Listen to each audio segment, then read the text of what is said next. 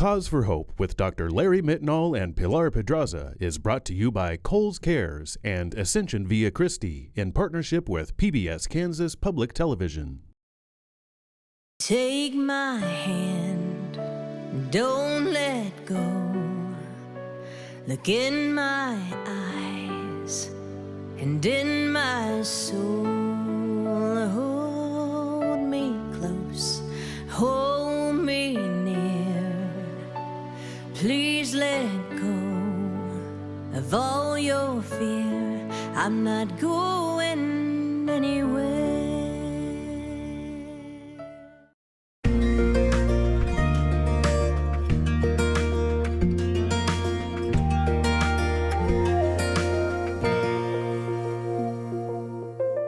Good evening. Thank you for joining us. I'm Pilar Pedraza, and with me is my co-host, Dr. Larry Mitnaul, who is a child and adolescent psychiatrist with Ascension Via Christi. We're here to continue our ongoing discussion about family mental health and wellness. Each year, suicide claims the lives of a growing number of Sedgwick County teens and adults who do not realize that they're not alone. Help is available. Often they leave behind friends and family who didn't recognize the signs or were unsure how to help. With the help of a grant from Kohl's Cares, Ascension Via Christi, Wichita State University, and other local partners are trying to change the way our community thinks and talks about mental wellness and share ways we can help keep ourselves and our children mentally fit. Tonight, we're going to be talking about the disabling effect depression can have on teens and young adults' ability to perform in school, sports, and all sorts of activities. And I've got to admit, I was one of those perfectionists, so I feel slightly personally attacked by this topic. I think this will hit home for a lot of people because just as you say, Pilar, for a lot of our young people, they really are struggling with a lot of high performance anxiety and stress around getting things just right and getting them done, kind of perfectly. And so the good news is there are ways, there are things that we can do to help them to thrive before it turns into kind of a crisis moment where they're feeling overwhelmed and not sure what to do. Yeah, I know personally that my perfectionism has led to anxiety issues throughout my life.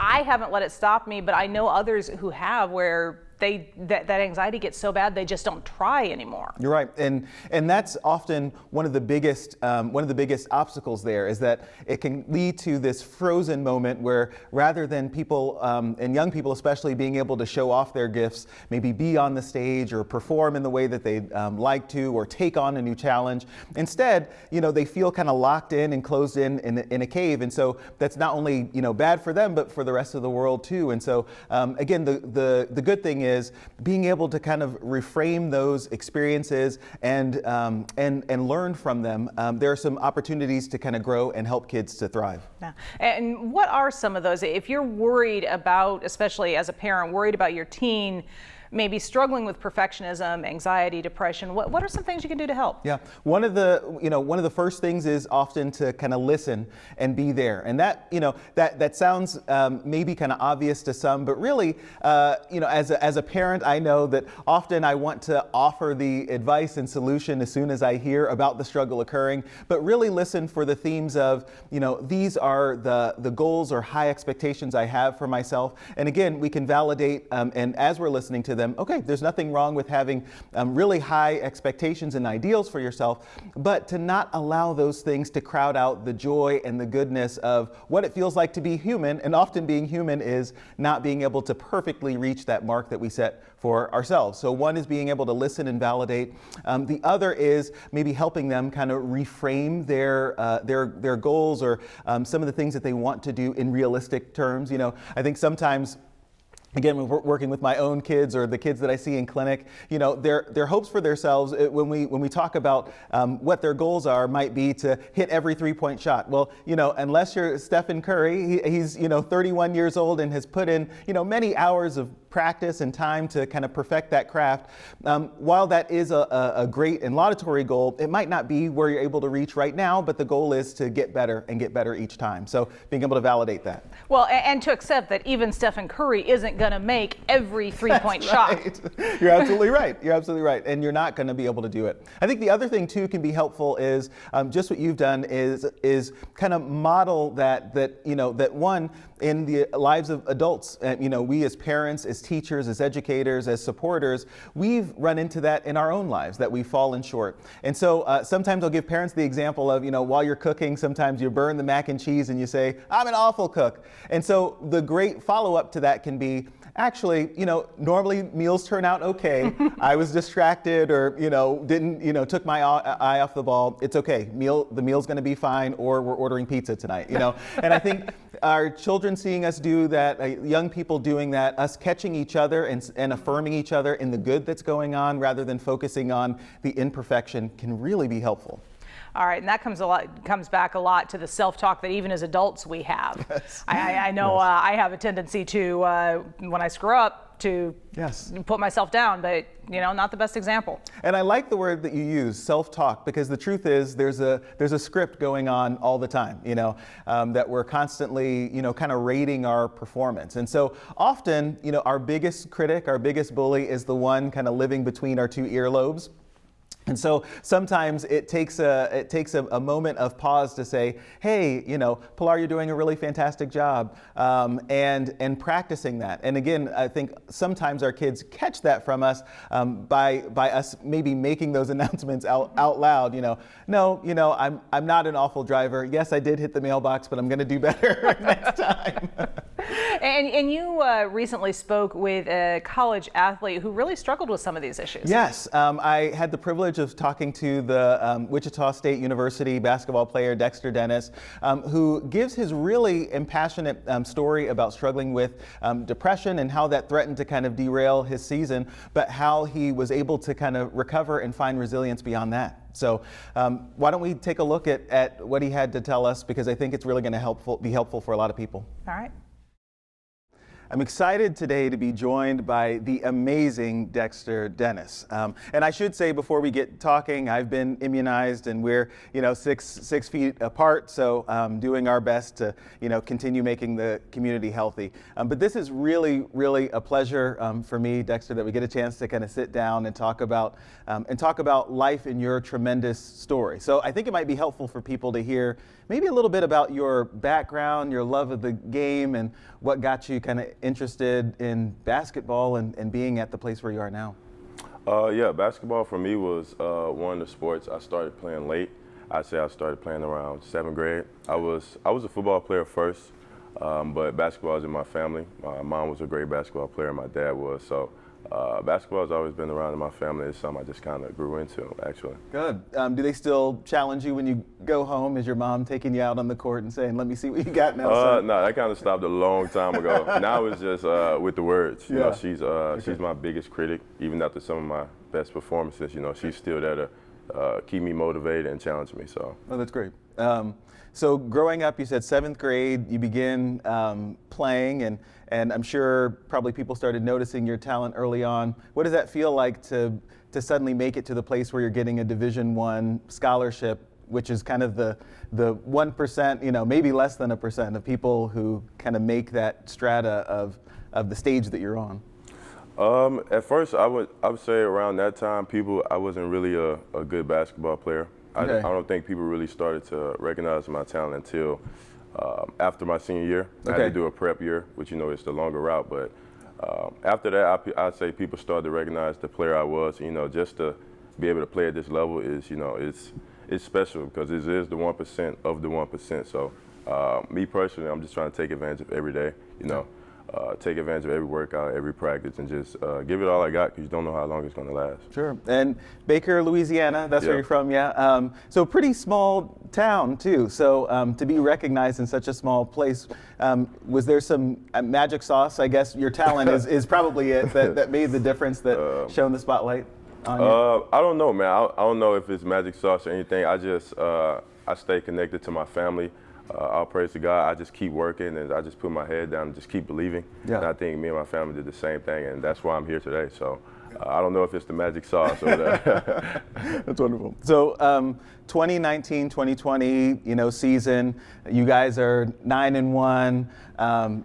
You're getting a lot of accolades too for just the work that you're putting in and how good you're looking and the team chemistry. And then, it seems like out of the blue where, from the outside in, we're looking at a guy who's, pristine physical fitness, mental fitness, as far as we can tell from the outside. But then we hear the announcement that, hey, we're taking that Dexter Dennis has taken an indefinite kind of leave of absence. So can you take us through what got you to that moment, I guess? Yeah, pretty much around July of that same year, I started to have minor hip problems and back problems. So it first started off as something that was super just small or real just annoying every day at practice. And June, I say all the way to October. October is when our hours increase. So when our hours increased, my pain increased a lot because we were doing a lot more activity. So I started to feel really sharp pains throughout my lower back on my right side and then my right hip. And it caused me after the first 2 games, I was having trouble to walk after the games. Wow. We perform at a high level, we play high-level players, so it takes a toll on your body. Yeah. So around the 9th or 10th game, we were about to play VCU. After that practice, that Thursday, it kind of just, it put the icing on the cake for me as far as my mind just not being able to keep up with my body anymore, or my body not being able to keep up with my mind. They started to take a toll on one another. Yeah. After just being able to play at a certain level for years, and then just not being able to do the things you used to doing on the court, it kind of took a toll on me mentally. Sure. You want to do things, but your body is just not letting you. Not agreeing. So I had trouble coming to grips with that. I see. Just being the player that I wanted to be for the team, for this university, for this community, it took a lot on me mentally, what I'm saying? But I do think my family, my friends, my teammates, and the coaches who were there for me, who supported me, it was a tough time. I can only imagine. And how was that, I guess, tapping into that community of support? You've listed your friends and family and teammates and coaches, so were you able to be, pretty open with them to describe kind of, both body and mind weren't kind of working together in the optimal way? Yeah, it was a new experience for all of us. I think it was a first time that my coaches had to deal with something like this, and it was my first time, of course. So everyone was really supportive. I mean, the support I got from the community and from the fans was unbelievable. Yeah. It was something that I probably never forget. Sure. So we just adjusted, we adapted, but they supported me the whole way. Good. And you returned to you made it back to the court and really looking just as stellar as before. What was that process like, getting your body and mind, through that, recovery process back to being 100%, the Dexter Dennis we know?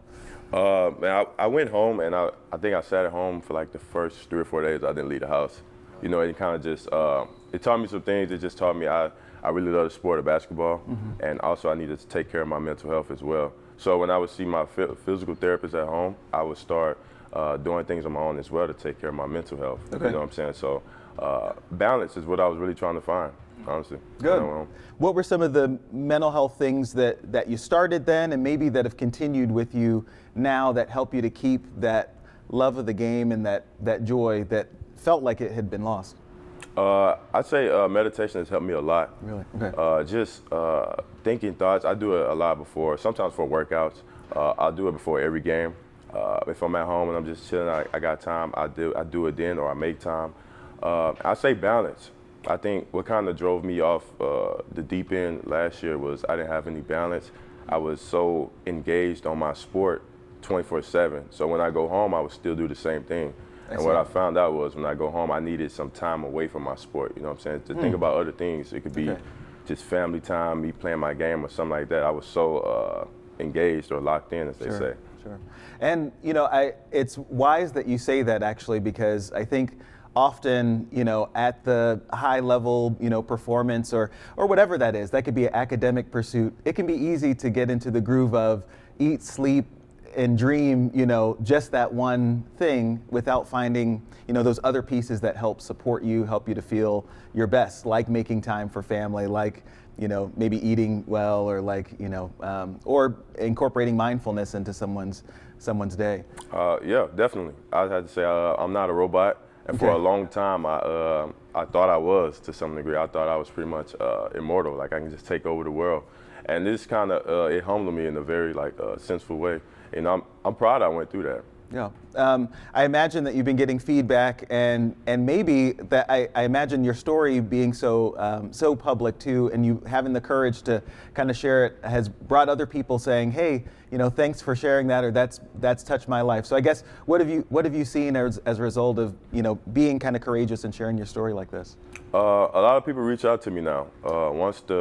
I did the article with Taylor Eldridge on Twitter, one of my teammates, and a lot of former athletes or athletes that are here or at other schools will reach out to me now and just ask for, advice, or they'll just share their support, and I'll reach back out, share my support for them as well. But it's very nice to see, people just come out and, finally be able to get the courage to speak out, what I'm saying, because we're human at the end of the day.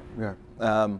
So if there's a parent or teen watching and maybe this, the young person is struggling with having joy in the things that they previously, did or were a part of, do you have some, advice or kind of words of encouragement that you give to them to say, hey, you can triumph through this too, and maybe here's some things to think about?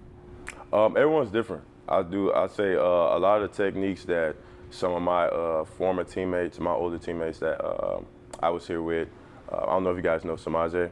Okay, yes. Samaje Jones, he went through this as well. And a lot of things that he did didn't necessarily work for me. So I'd say my advice to them is just find what works for you and take care of yourself. Life is super, super short. You can be here today, gone tomorrow. So just take care of yourself and just do whatever it takes. What I'm saying? Just live a happy life and be stress-free. Good. So Dexter, earlier you were talking about recognizing that you're not a robot, that you're not a machine that just, gets buckets and defends well and does all of these things, but that you're a human.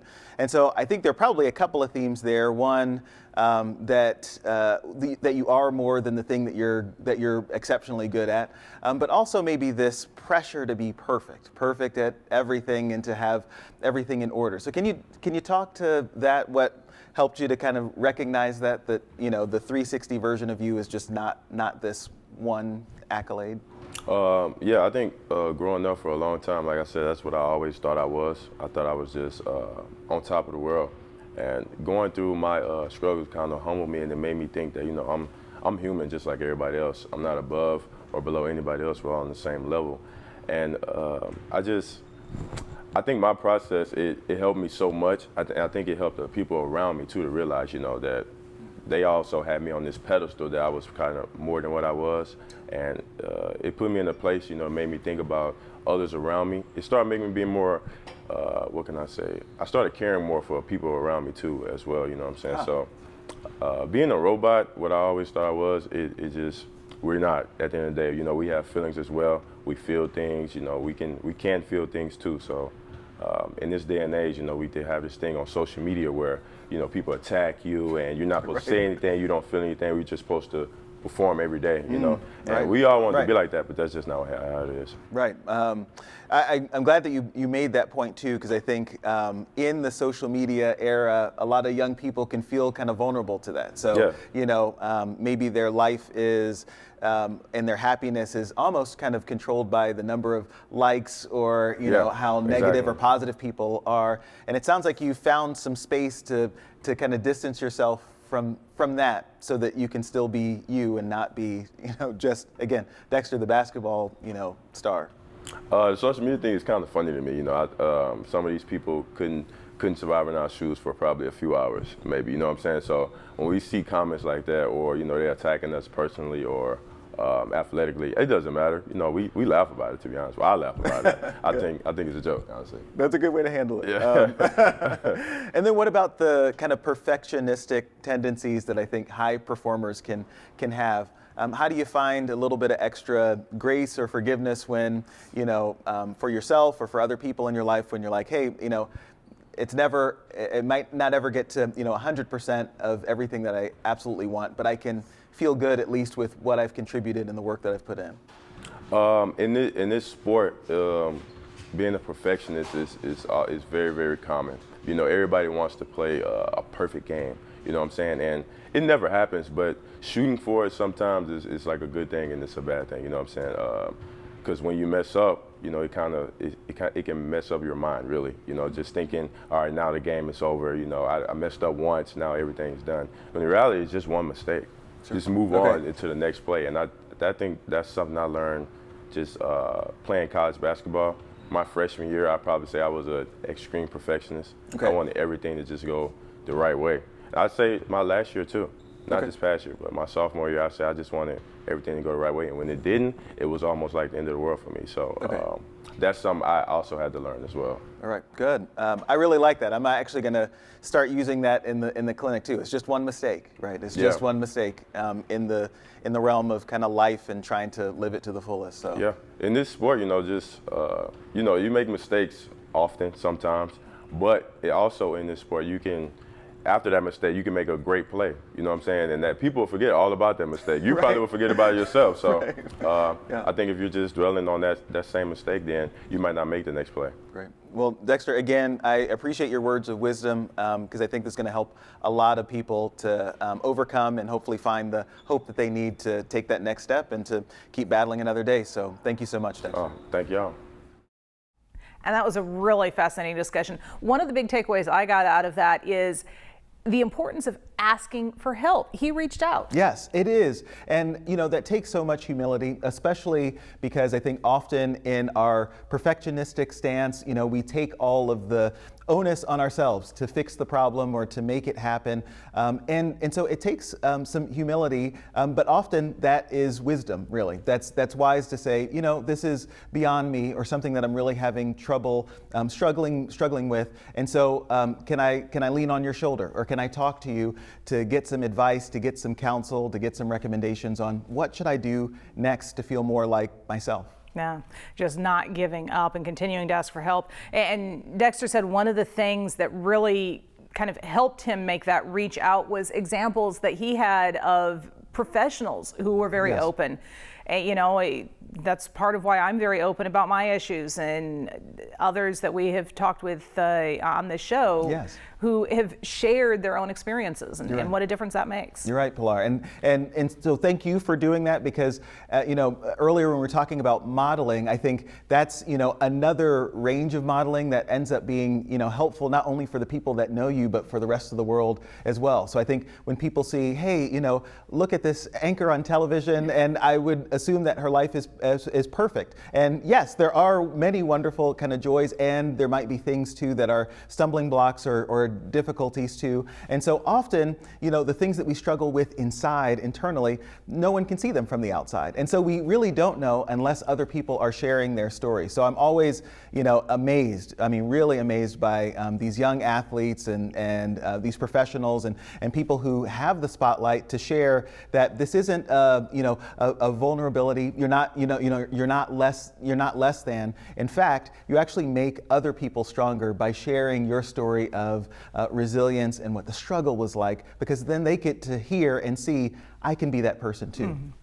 Yeah, and I know that has been a big help for me as well as I move forward in my career, knowing that anchors and other journalists that I admire, as I read their life stories, a lot of them end up writing books. Yes. It's like, okay, it wasn't easy. It looks like it, but it's not. Right. And, I think there's a reason that we're all drawn to stories of triumph through adversity. I mean, I can guarantee that, every year we'll get a superhero movie that focuses on not just having great super strengths, with which often, our young people have. I mean, they're incredibly smart or, incredibly, talented as athletes, or, have interests that are really strong that they're learning to develop and learning to kind of craft together. And yet, even with, those things, that there can be some struggles that come along the way. So that's part of the human story.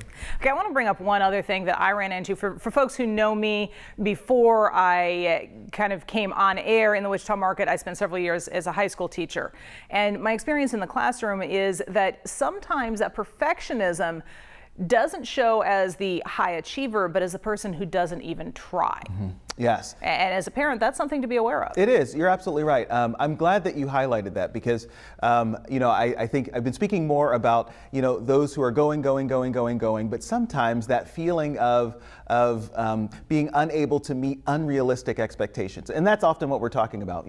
It's not that, you can't shoot 3-pointers. It's, that I'm going to hit 99.9% all of the time. Okay. Those unrealistic expectations can be so heavy that they cause people to, close down down and to freeze up rather than to take on a new challenge or to excel or try in the areas where they really could have some success. So you're right. That's really important to recognize that, parents or teachers or educators too, if you're seeing your young people, with this feeling that or exhibiting, a lack of interest, a lack of motivation to even give something a try, and you know that they have the gifts or aptitude to do it. One of the things that might be crowding that out is this perfectionism, and so helping them to reframe and say, yes, those are really great goals, but how likely is it that you're going to hit 99.9% of all free throws? That'd be extremely hard. All right, so what are the goals that we can shoot for, and then helping to shrink those into manageable bite-sized pieces so that, as you tackle the bite-sized pieces, then you're growing and gaining more confidence in what you're able to do. Wow. Some very useful tips there for parents, teachers, teens themselves, perhaps, yes, to, if they're not getting help anywhere else, to kind of try and implement as well, and that self-talk we were talking about earlier. Yes. All right. Well, it looks like we're running out of time again, as we always seem to do. I have enjoyed our discussion. Thank you so much. Thank you. And we hope that you will join us for next month's show as we continue to talk about what we can do to help maintain our own and support others' mental health and wellness. Also, if you've not yet taken advantage of the free Suspenders for Hope suicide awareness and prevention training program, we hope you'll do so. Simply go to the website on your screen for more information. Until next time, I'm Pilar Pedraza. Stay well.